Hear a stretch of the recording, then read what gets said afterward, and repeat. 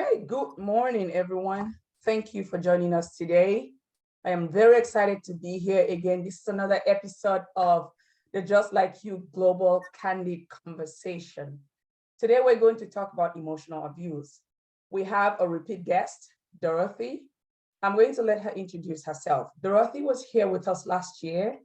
She gave us so much information on emotional abuse. The audience was thrilled and people have been asking for her to come back.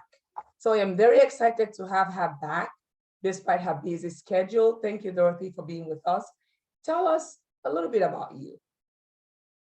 Lizzie, first of all, thank you for inviting me once again. I know you've been inviting me on repeat, and it's been so hard to schedule a time to talk to you, but here I am, and I'm happy to be here again.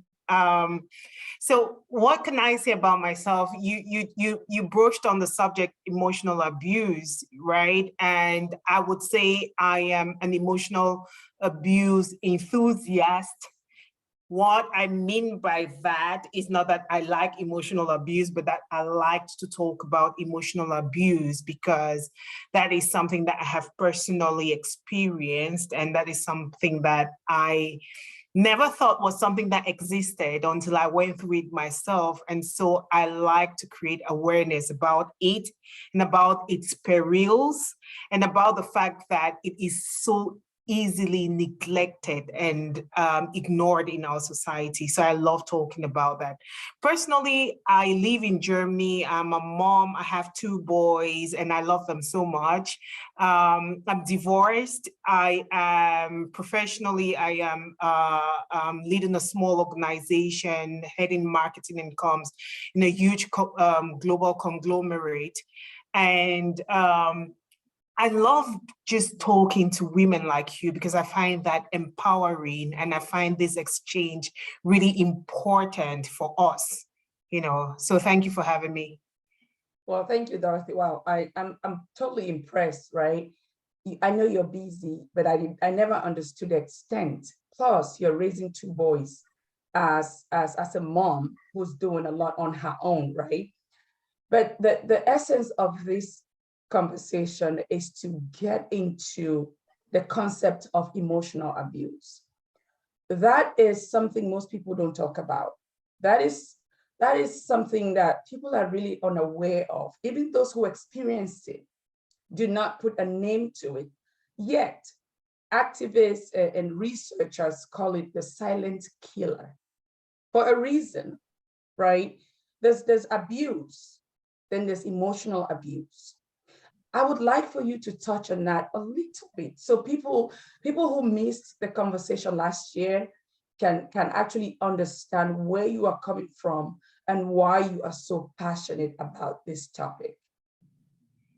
So like I said, while introducing myself, Lizzie, my passion comes from my experience. When you've gone through emotional abuse to the extent that I went through, you actually realize that so when you come out and you survive and you come out on the other side as a survivor, you turn into an evangelist. And that's what happened to me. So I'm very, very, very invested in making sure that people are aware, because most of the time people are not even aware what emotional abuse is. So let me give you a rundown of what emotional abuse is. Emotional abuse is non-physical abuse, right? It's non-physical behavior that is designed to control, to punish, to isolate people, to subdue people, and it is done through manipulation, humiliation, or fear. Emotional abuse can include a lot of certain aspects that in our mainstream marriages we actually have experienced, but we've normalized because we grew up seeing things done that way. I'm talking about verbal assault. I'm talking about control. I'm talking about ridicule. I'm talking about things like using intimate knowledge for degradation. I'm talking about being kind of psychologically being run down by your intimate partner. And what most people do not know is that emotional abuse is usually a precursor for physical abuse. there's a high correlation between physical abuse and emotional abuse, So it is something that we need to keep our eyes peeled on, because one, it is normalized. Two, you really, really have difficulty telling people that is emotional abuse, And I'm hoping that with our conversations that we're having, people are becoming more adept, more inclined to identify it, recognize it, and so they can take measures against it. Oh, wow. I was taking notes, right? And that's what I do. I take notes because I learn every day from these conversations. That is why I encourage candid conversations like this. Verbal assault, ridicule. What caught my attention was using intimate knowledge for intimidation. Please give me an example.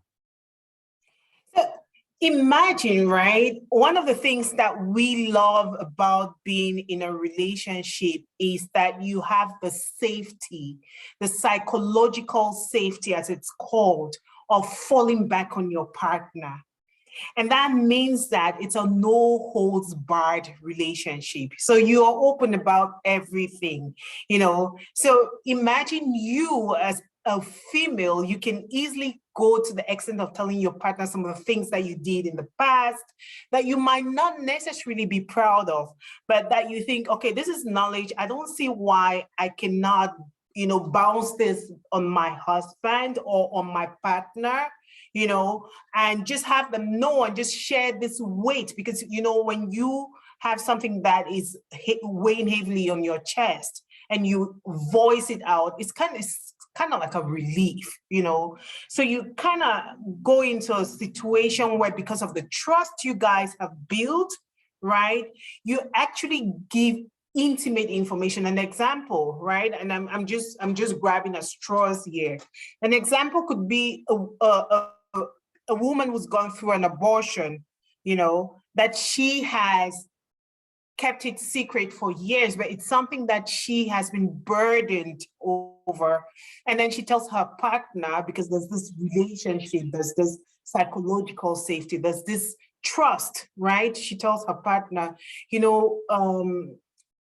when I was, 25, I had an abortion. This is something that I really, really resent myself for, And then at some point, you and your partner, maybe you're at loggerheads because of something that is totally, it might be related or unrelated. Mm-hmm. And then he goes like, look at this one who has aborted 200 children. That's why she cannot even have a child, and then goes ahead and tells you, if you had not aborted your children, maybe you would be a better mom today. It's the guilt of having aborted that child that's making you the deplorable mother that you are. So using something that you intimated to him or to them, using that to really break you down psychologically. So that's emotional abuse. Oh, wow. Ooh. I had to catch my breath on that one. I can imagine being on the other end, right? On the receiving end. Yes. As someone who shared that information, it will break you. And then you will probably start thinking about yourself as, oh yeah, maybe what he's saying is true. Maybe I'm unfit because I committed abortion 25 years ago or when I was 25. But on the flip side, right? One of the things I do as an activist is that I do not isolate men from the conversation. Yes, research will tell you that more women suffer all forms of abuse because they are considered the weaker sex. But I always try to bring back the knowledge that men suffer abuse as well. So I want you and I to agree on something. Women who also tell their men, they also use intimate knowledge for intimidation to say, oh, see this one way, it last name is stand safe. Yes. See this 1 minute man. You get pennies, their pennies now 1 inch. I also want to say those are emotionally abusive statements to make to a man because it crushes his ego, right? A man's ego is tied to his money and his pennies. So when you start calling that out, something that only you see, only you know, you use it against him in public. A lot of women do that to your friends. It's also emotionally abusive, right? Do you agree with me, Dorothy? I totally agree. I totally concur. So there is the understanding that emotional abuse happens only to women. That's not true. Emotional abuse happens to everyone. Every single person is susceptible to emotional abuse. As long as you have emotions, right? As long as there is an existence of emotions, there is a peril that these emotions will be used against you. I'm giving an example of mother-child situation, father-child situation. There is a lot of abuse that happens in those parameters. There is a lot of abuse from child to mother, child to father, as well as the other way around, you know, and that's why in certain cases we talk about the narcissistic parent, the narcissistic mother, or the narcissistic father, or the narcissistic child. You know, it's the same way that this equation is valid for both male and females. As long as you're in an emotionally vested relationship, right, there is that possibility that if you both do not have a certain level of awareness, a certain level of investment in your relationship, if you both do not have a certain level of maturity and inclination to growth, right, you might fall prey or you might become a predator, you know, and so you might be the one meting out emotional abuse or the one receiving emotional abuse, and it goes both ways. Okay, I'm glad you and I agree on that, right? Now I want to switch gears. I know the topic of emotional abuse is quite vast, it's broad. We can spend an entire day, but I know you don't have much time. So I want to switch gears here because I believe they are all tied together, right? Merriam-Webster, America's oldest dictionary publisher, declared gaslighting as the word of the year. And in all honesty, previously, people did not speak much on gaslighting. But recently I see that every day. Every time I go on social media, someone is explaining gaslighting, someone is throwing more light on gaslighting. What's your take on that particular word, gaslighting? So I really have kind of like a conflicted feeling about the popularity of gaslighting. My reason being that I would later explain what gaslighting really is. But with the proliferation of the word gaslighting, I think that people are misusing it and somehow not really consciously creating the really the in-depth pain and repercussions that gaslighting can have on an individual. And so I like that it is being popular, yeah, that it's gotten really popular over this period of time. And I cannot tell you why, but I would blame it on the proliferation of social media, right?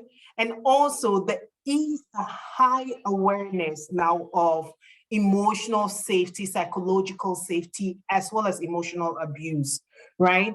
So what exactly is gaslighting? Gaslighting is a form of psychological manipulation, you know, in which people try to sow self-doubt, confusion in another person's mind, you know.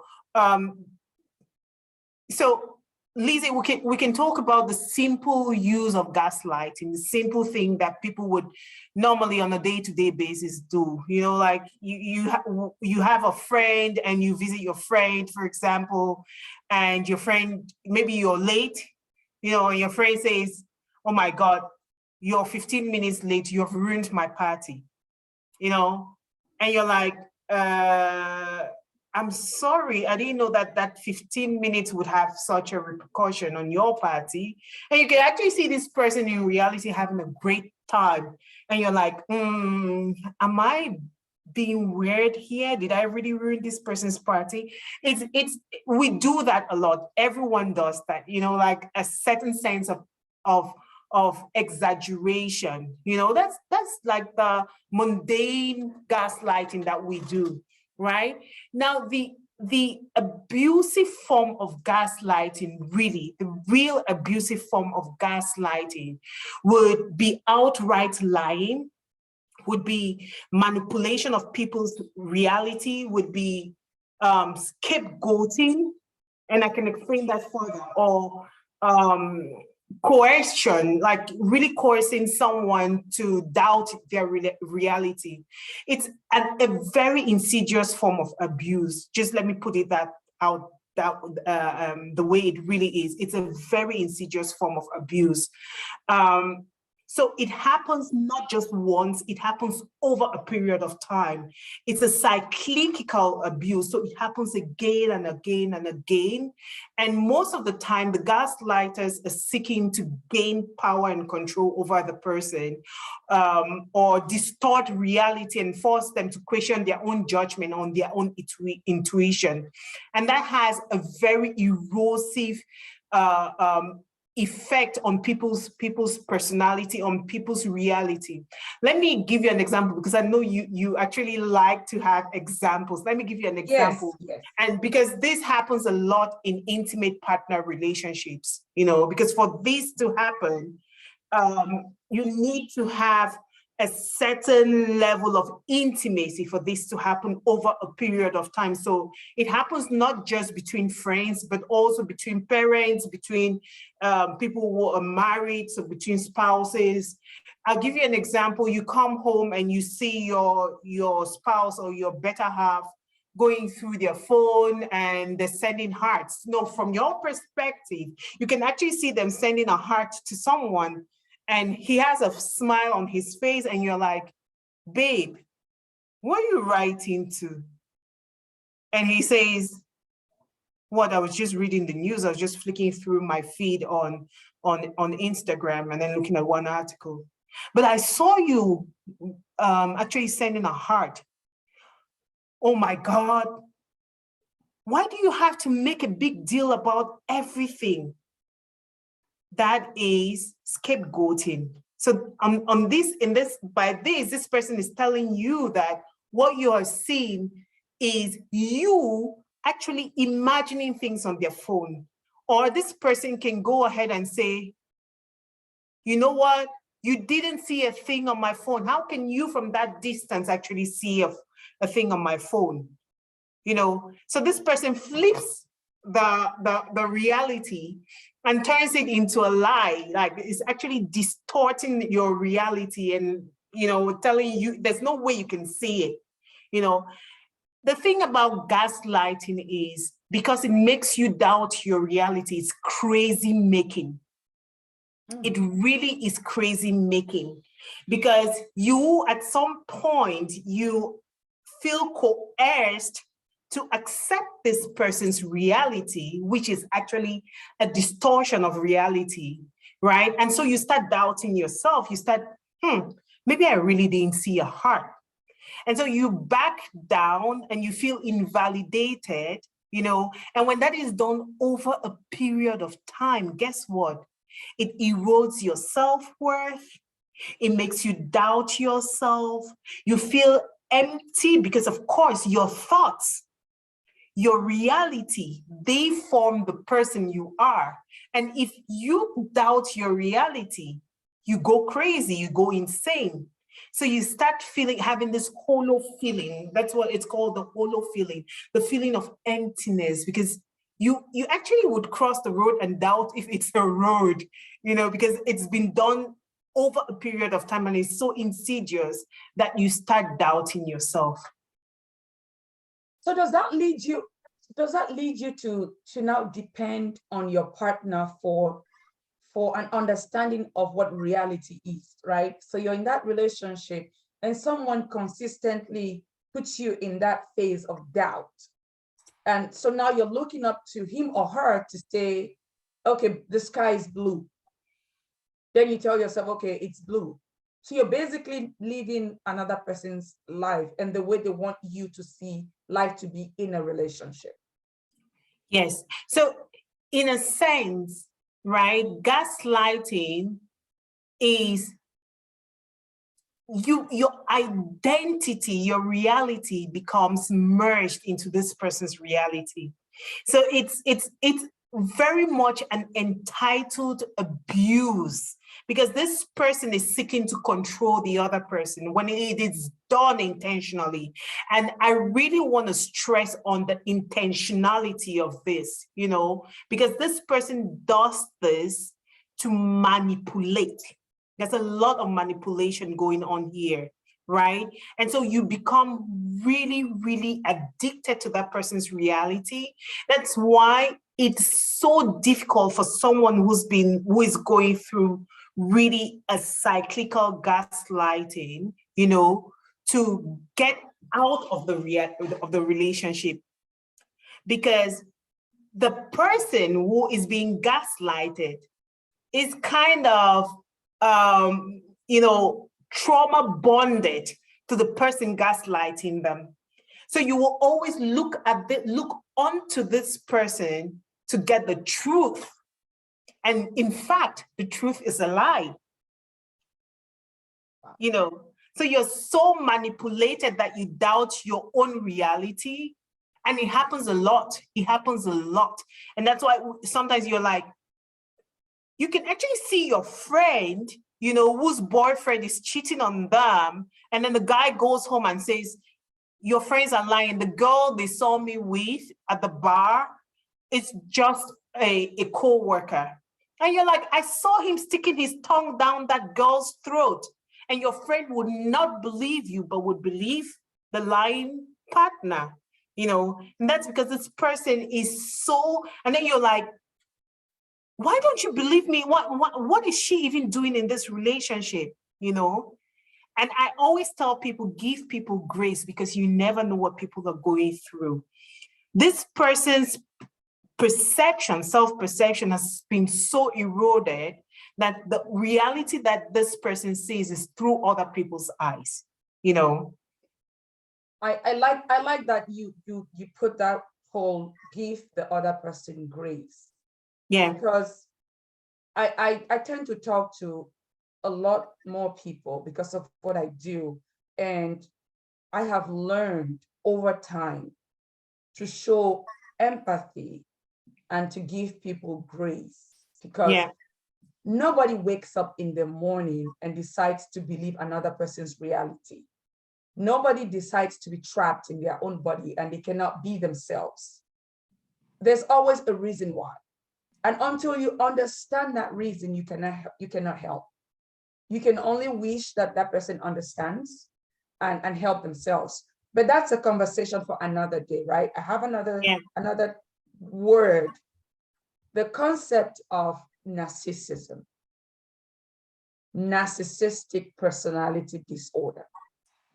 I know that ties into the gaslighting and emotional abuse, but I also know that you know a lot about that, and you can tell the audience and myself, you can teach us something.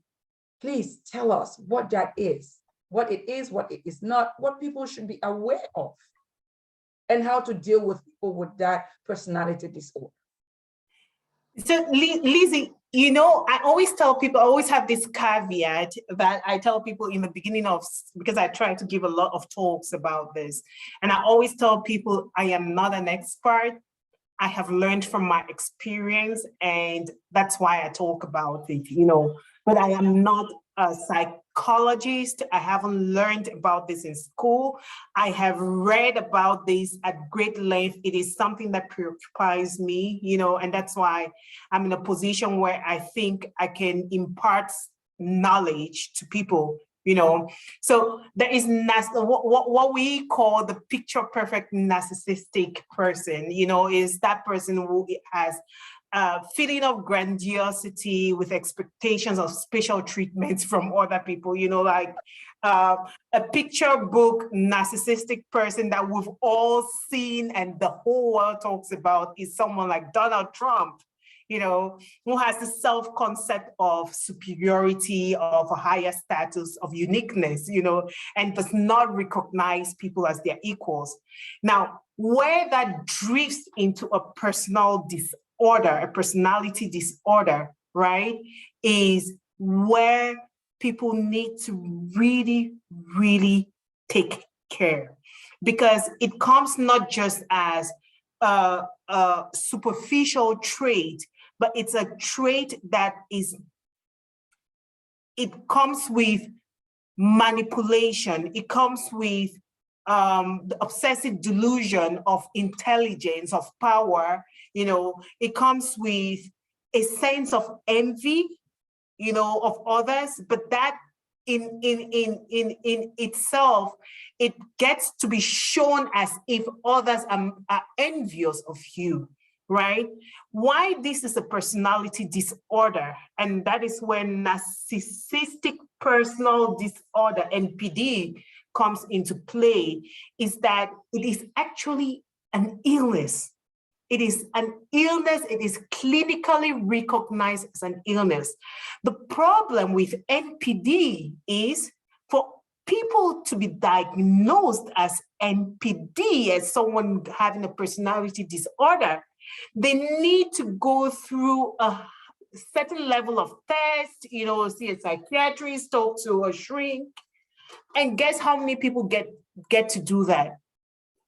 Not even up to 1 or 2% of the population.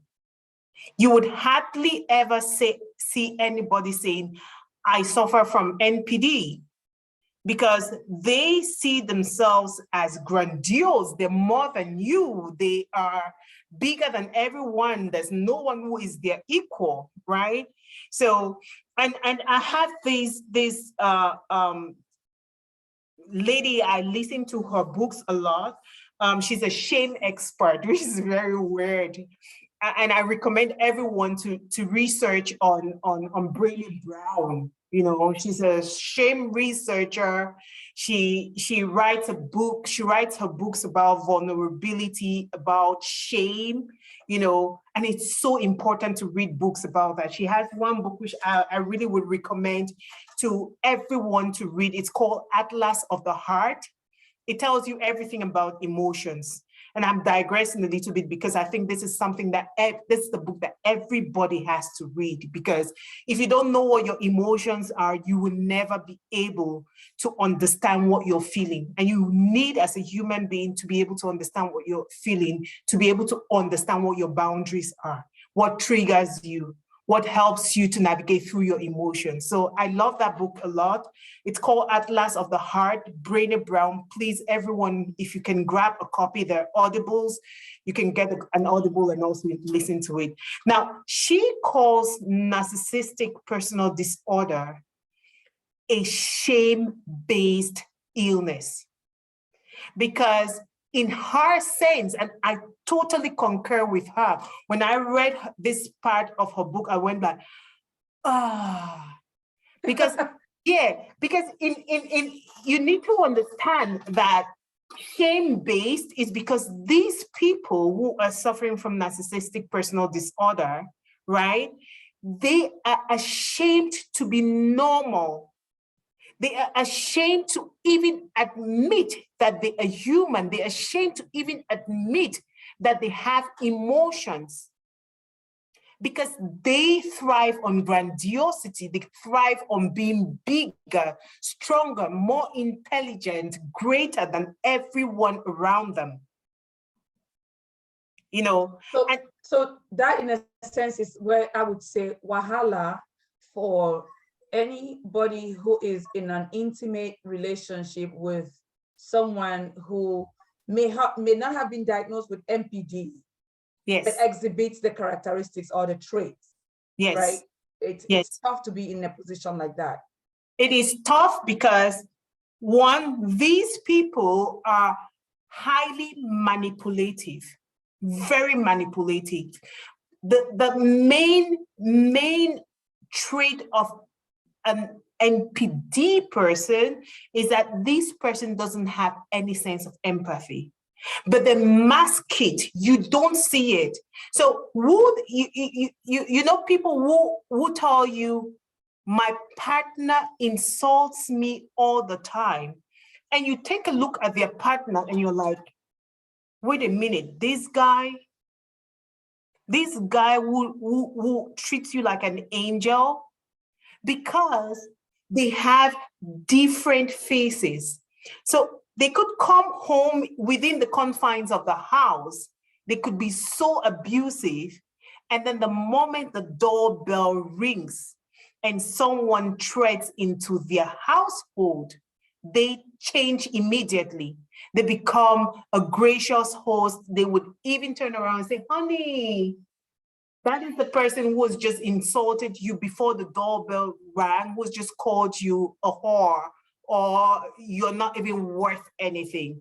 Because they want to diminish your self-worth. They will belittle you. They will make you feel like you're nothing, because that is what puts them higher than you. They always have to be bigger than everyone. You know. So that is it sounds to me like the more I listen about this, the more I read about it, it's more of an internal personality disorder. So it's not about the person. And this is where I want you to help me out here. I want anyone who's watching or listening to this conversation and who may be experiencing this to understand that you haven't done anything wrong. The person who is trying to intimidate, control, insulting you behind closed doors and being so gracious with you outdoors has a problem, not you. And they're the ones that need help, not you, right? Because I find that most women tend to almost take the blame for, oh, maybe I crossed the boundary, maybe I did not wash his clothes, maybe I did not carry myself well. My man this one as a man with each like me house just clean. My man as a man with like me you dress some kind way. So if I not dress that way, it go cost me say some what and see as a close war. Then you start making excuses for this person without really realizing that this person has a problem. Maybe we need to get him the help that he needs, right? I want you to at least agree with me, so people don't think I'm crazy when I say these things. Listen, you're right on point, Lizzie. You're so on point with everything you've said. One thing that people really need to be aware of is that because people do not know this person, right? People do not know this person for the person he is or she is at home, right? People will always doubt you, which is like for me, like the biggest invalidation of someone who's gone through narcissistic abuse, because society will always doubt that person, you know? And I always tell people, just like we're talking about, give people the grace, you know, when you're talking to people, give people the grace. I always tell people that if someone who is going through any form of abuse, physical, emotional, narcissistic, any form, sexual, if that person actually voices this abuse, tells you something is going on, you know what? The first thing you have to do is believe that person. Believe that person. Because I tell you what, because of NPD, because of narcissistic abuse that people go through, they are so lost. They will always justify the abuse that they're going through. And sometimes they would even go as far, and that's what's trauma bonding, right? Because this person, and Lizzie, let me just digress a little bit and tell you some of the stages of narcissistic abuse, right? I love the conversation. Just tell us. So because it comes in so many different stages. There is a stage of idealization. That's what we call the love bombing stage. You know, this is a stage that this person lures you to believe in their love. They will pretend to have an emotional connection with you. You know, they have a false image and they will establish their superiority. That is the first stage of abuse. You know, So wait, you pause. So you're saying that this person will go out of their way, maybe give you gifts, shower you with all everything, these presents, everything. you know, like make your family believe that he is the one for you. Like this person, to the point where if you even think for a minute that you don't want this relationship, people will think you're crazy. People are like, you're not. You're not. And we talk a lot about red flags, amber flags, as I call them, like really deep red flags. One of them for me, right, that I always tell people is get to know people. Really get to know people before showing yourself, you know, because we're actually in this rush to fall in love. That's like there's this rush to fall in love, get married, have children, and live the happily ever after. Now, what a typical narcissistic person would do is while you're having that conversation, that person mirrors the person you want to have. So if you're like, yeah, what I'm looking for in a man, I would like a man who worships me. I want a man who would do the house chore with me, who treats me as an equal partner, which is a normal thing to do. But guess what?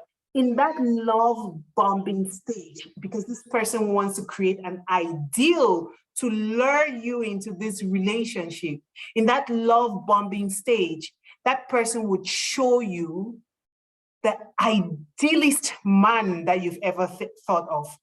He would hero worship you. He would wash your clothes. He would cook with you. And then there comes the next stage of devaluation. He starts devaluing you because he has established a sense of superiority. So he starts doing things like insulting you or telling you, oh, can you not wash your clothes yourself? And then this is the phase where gaslighting comes in, you know. And during this phase, he starts also isolating you from people because he doesn't want people to be able to tell you what you're feeling is real, you know? Because sometimes you're like, is this really happening to me?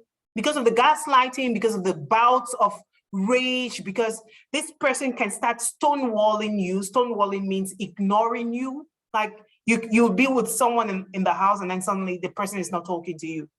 You're like, wait, what did I do? Yes, you moved my glass from the table. But is that something that would warrant you not to talk to me?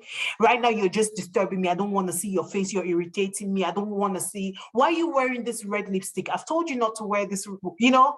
That's the next phase. He never had a problem with your red lipstick in the beginning, but now he has a serious problem with it.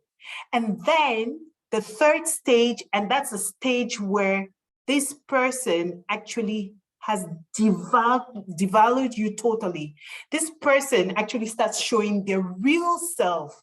They start discarding you. You know, discarding means that they show you lack of empathy. They are emotionally unavailable, right? And they behave as if your relationship doesn't exist. And imagine you going through that phase of idealization and then the devaluation and then the discarding you. Guess what? It takes a mental toll on you. It takes a mental toll on you. And that is why people become. So if you read a lot about narcissistic personal disorder, people talk about it like taking a drug, like being high on dopamine. Because this person has idealized you, you're falling for a prince, and then this person shows you the demon, right? And then because of the love bombing, this person, when he discards you, remember, whatever he's doing it in cycles, or she is doing it in cycles, right? Let me just put it very neutral. They are doing it in cycles. It's not one phase or the other. It's like over and over again. So the moment this prince comes up or this princess comes up, guess what? You become so hung onto this princess or this prince that you're waiting for the next phase of prince to show up. And that is where people get addicted to the manipulative. And the danger of this is you're so addicted that you cannot extract yourself from this relationship because you believe that there's a prince coming or there's a princess coming and it's my fault. So you will do everything possible to make that prince and princess to show their face again. Wow. I'm listening to you. So many images are playing on my mind. I'm thinking about other stories I've heard. It's so spot on. Yeah. And wow, I have nothing to say here. I'm still going through that process of, it happens to almost everyone that I know. It happens to everyone. And then, trust me, if this person does not have another supply, they call it narcissistic supply. Because when the person discards you, it's because the person has found another supply, right? And if this supply is not as good as you are, meaning he cannot bend this person, break this person, right? Now, what happens? This person comes back and continues that cycle of abuse, and then at some point, because sometimes you're like, okay, I've had enough, I'm leaving, and guess what? This person will destroy you. A narcissistic person would damage you, would ruin you physically, financially, will ruin you amongst your circle of friends, will do everything possible to make sure that you have nobody to fall back on, right?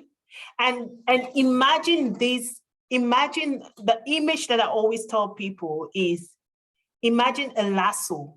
So every time you're about to leave, this person brings out a lasso, twirls it, reels you back into that ideal situation, showing you the prince, faking the future, so making future promises, that's called future faking, and getting you back hooked onto him or onto her. And then the abuse stage continues. And it breaks you. It breaks you. And even when, and that's why I tell people, even when you leave a narcissistic person, right, the abuse continues because they are not done with you. They will hover. That's the fifth stage of narcissistic abuse. It's called hovering. They will hover around you, and God forbid if you have any emotional connection with this person. Say you have a kid with this person, or you guys you bought a house together, or you have property somewhere, or you have a business together. This person will forever hover around your life. Forever. So it's a game for them. They have to win until you can successfully disconnect. And that disconnection is usually not easy. It is the toughest thing to go through. It is the toughest thing. First of all, you're caught between one, this crazy making, two, doubting your own reality, and still struggling to survive. Still struggling to find yourself, because what it does to you is erodes your self-worth, your personality. And so you're still struggling. Who am I? Who am I? Like sometimes we used to look at our pictures when we're in UB and say, I used to be this girl. This girl, how come I lost this girl? What happened? How did I lose this girl? This girl was so great. She had a great personality. She had so much trust in herself. She was confident. What happened? How did I become this person? Yes, So Wow. it's a difficult situation. This is deep. It's deep. And I believe it's a conversation we have to have. We have to normalize conversations like this so people get to understand, right? And again, I always tell people that just like you Global Foundation, or JLU, as I fondly call it, it's not here to just throw all this blame on, oh, people are bad, relationships. We also try to bring solutions or provide our idea of what we think people should be aware of, and then maybe seek solutions, right, in different places. We don't have all the answers, but we bring what we know, right? So everything ties together. Gaslighting, narcissism, right? All of those things tie together. Now, last time there was a question that someone asked you and you answered it so well. I do not want to miss that opportunity, right? And I want us to bring everything together. What does a balanced relationship look like? So to me, right, a healthy relationship has at the core of it equality. Equality which is based on empathy.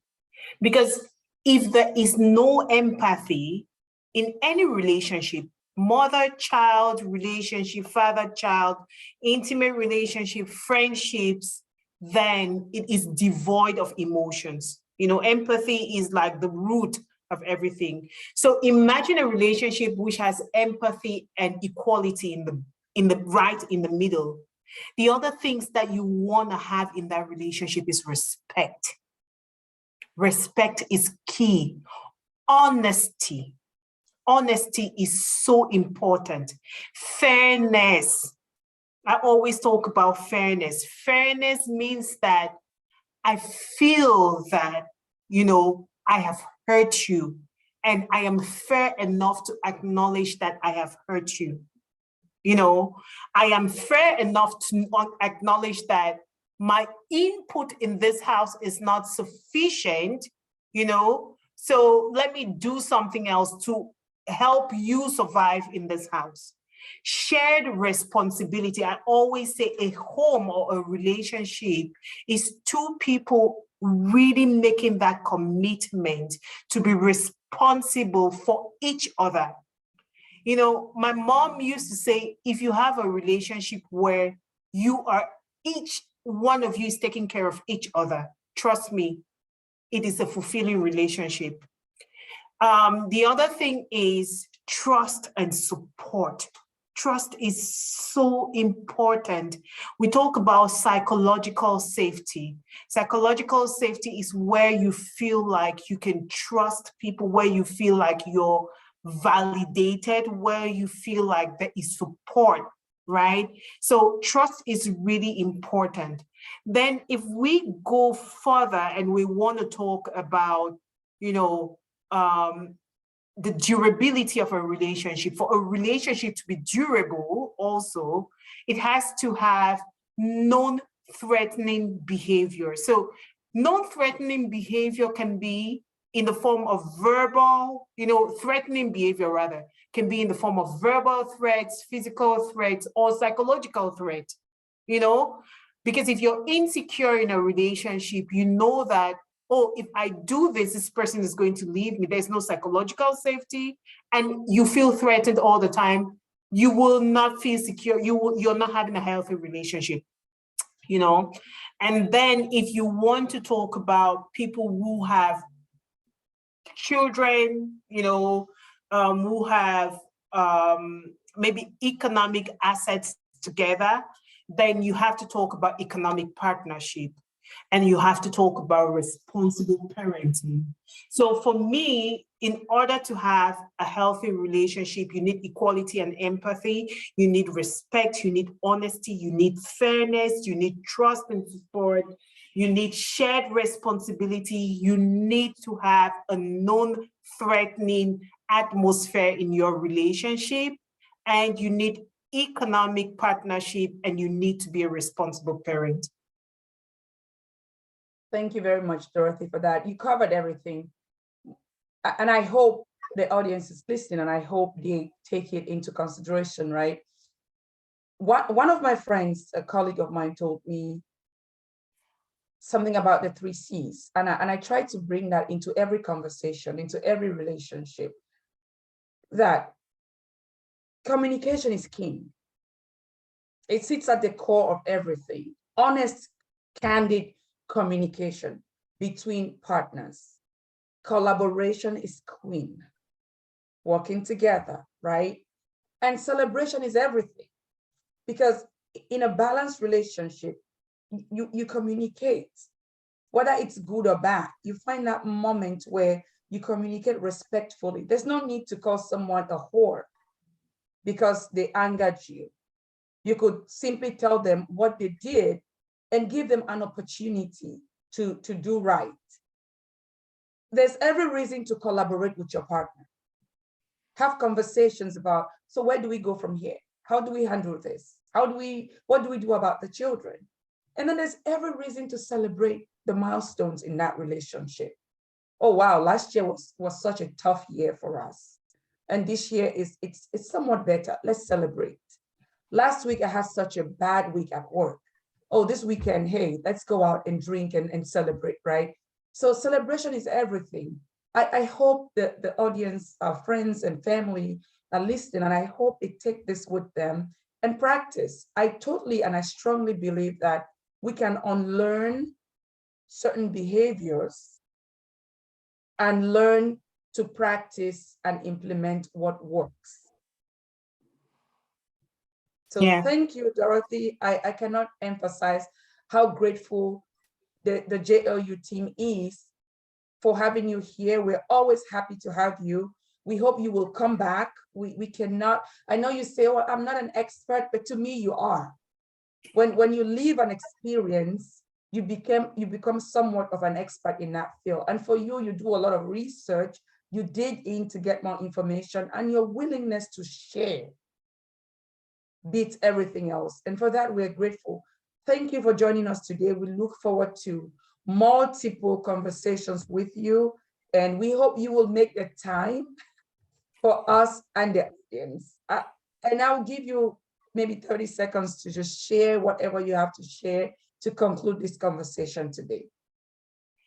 Lizzie, thank you so much. It's been a pleasure. You know, when you share, you actually learn. You know, there's some things that I'm talking about that I suddenly realize, wow. So I'm learning over and over again. Now, I want to plead with people out there, you know, because if anyone is going through an abusive relationship, be it physical, be it emotional, be it sexual, be it financial, be it psychological in any way, right? They need people around them who do not judge them, who do not shame them, who do not critique them. People need to have people who listen. We need a society that is based on empathy. We need people to listen more to others. We need people to remain objective. We need people who encourage people by telling them, I believe you. People want people to believe them. So I want to plead with everyone. You mustn't have been through an emotional abuse to understand what it means. You just need to have been to have a sense of empathy, right? So if you have a sense of empathy, please listen to people. If someone talks to you, just listen to them. Believe them. Believe people when they tell you things, because it takes a whole load of courage to come out and speak up, you know, especially if you're being through, you know, the cycles that I've shown you.